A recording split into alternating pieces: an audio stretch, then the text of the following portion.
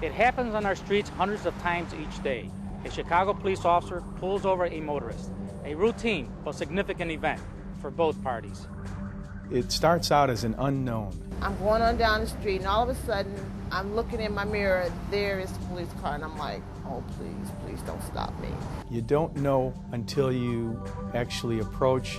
But my heart was like, boom, boom, boom. You always have to be cautious and careful of whenever time you make a traffic stop. As police officers, we realize that no one likes to be pulled over. No one enjoys getting a citation. And despite what some people may think, most police officers do not enjoy giving citations. It is important that motorists understand the mindset of police officers as they approach a stopped car. Traffic stops have the potential for extreme danger. In the next few minutes, we'll show you why officers take each stop seriously.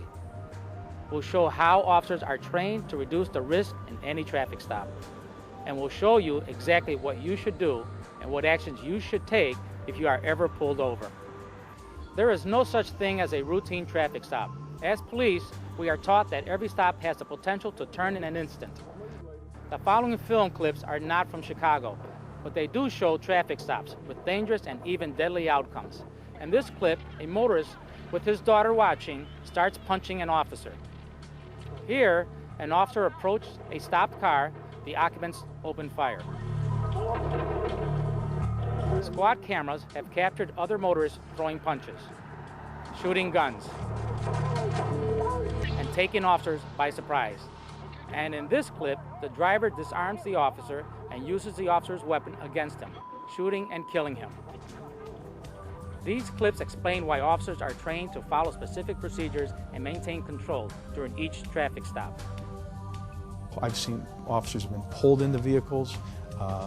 Offenders or subjects have grabbed at the officer's weapon. Anytime you pull over a vehicle for a traffic violation or some other citation that's to be given to the vehicle, you always want to make sure that your life is safe and the safety of the driver as well.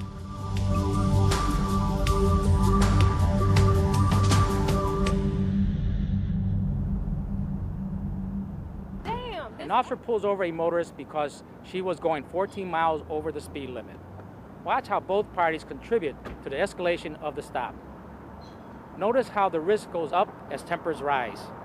Don't you have something better to do? Why are you stopping me? Lady, I don't have time for your mouth.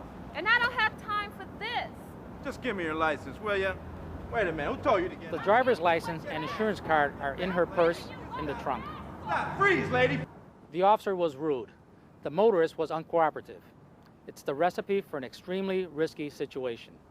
If you are being nasty about it when you first meet a person, then how would that person react to you? If they are stopped, they need to, first of all, listen to what the officer is saying. Jumping out of the car and confronting the officers that conducted the stop immediately sets the stop off on the wrong foot. You're escalating and you're making the officer feel that his life is in danger. And being in danger, the officer can take it to another level. Let's look at the same stop, but through a different lens.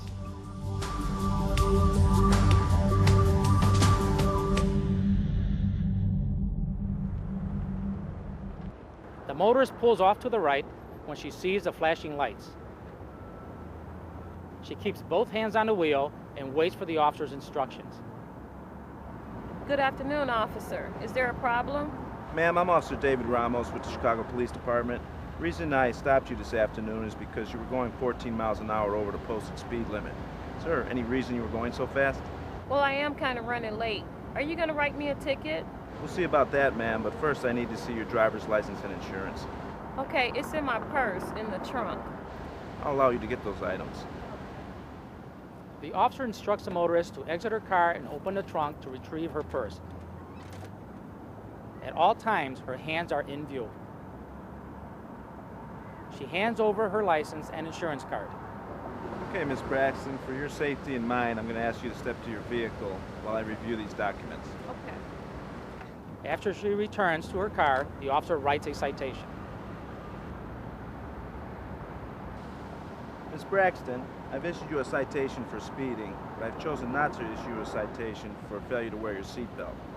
You must buckle up, it is the law. Thank you, officer. Is that all? Yes, ma'am, and please drive carefully. The officer was respectful and professional. He maintained control. The motorist was cooperative and respectful to the officer. She also maintained her own dignity. Always maintain professionalism with the officer. I think attitude is good on both parts. Because traffic stops have the potential for extreme danger, Chicago police officers receive ongoing training on ways to reduce risk and to conduct stops that are safe, professional, and tactically sound. This is a portion of a training video called Tactical 8-Step, a step-by-step guide to traffic stop safety for police officers. For purposes of this video, we have developed the 8-step model for motorists. Step 1, when you see sirens and lights, pull off to the right. Step 2, look for a safe place to park, well lit and out of heavy traffic. Step 3, when parked, place both hands on the wheel. Step 4, do not get out of the car unless the officer requests it. Step 5, convey a receptive attitude. Anger, hostility, and sarcasm never help.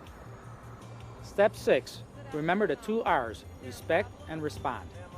Step 7, if you need to get a license or insurance card from your glove box, purse, or trunk, let the officer know your intentions. No sudden movements. Step 8, if you feel the officer acted inappropriately, you have recourse. Get the officer's name and badge number and call the Office of Professional Standards. Or call 911 and request a supervisor. Get the car number located on the side of the car or the B tag on top of the car. If the car is unmarked, get the license plate. There you have it. Now you know why officers take traffic stops so seriously. You also know what you should do and what you should not do the next time you're pulled over. Traffic stops are a fact of life. They should never become a matter of life and death. Thanks for watching, and when you're on the road, please drive safely.